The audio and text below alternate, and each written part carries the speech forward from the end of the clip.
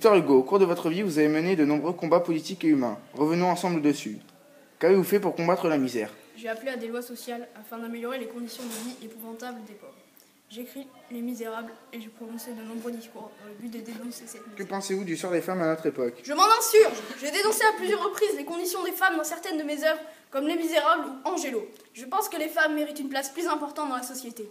Et en ce qui concerne les enfants? Je trouve le travail des enfants abominable. L'étude doit être le seul devoir des enfants et l'instruction devrait être gratuite, obligatoire et laïque. Quel est votre avis sur l'esclavage? Dès mon premier roman, Buck Jargal, je m'oppose à l'esclavagisme. Je souhaite l'abolition de cette pratique immorale. Je ne cesse de proclamer l'égalité de tous les hommes. Dans le poème Toute la lyre, je dénonce la colonisation lorsqu'elle devient exploitation. Le racisme est selon moi une chose tout aussi... Pensez-vous de la répression politique? Dès 1832, je réclame l'amnistie pour les prisonniers politiques.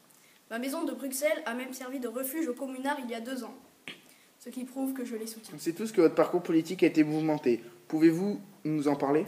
J'ai été d'abord royaliste et conservateur. Je fus ensuite républicain, mais plus j'avançais dans la vie, et plus les idées du socialisme me plaisaient. Pour moi, être socialiste, c'est vouloir la transformation de la foule en peuple. Mon socialisme est exposé dans la préface des Misérables. Le socialisme veut donc avant tout instruire. Qu'est-ce qui vous déplaît dans le système pénitentiaire français? Ce qui me déplaît, c'est cette prison qui détruit et ce bagne qui corrompt. Je le fais savoir dans Les Misérables avec la description des forçats et Merci d'avoir répondu à nos questions. De rien, j'espère que les gens auront compris à travers cette interview que je souhaite une société plus égalitaire.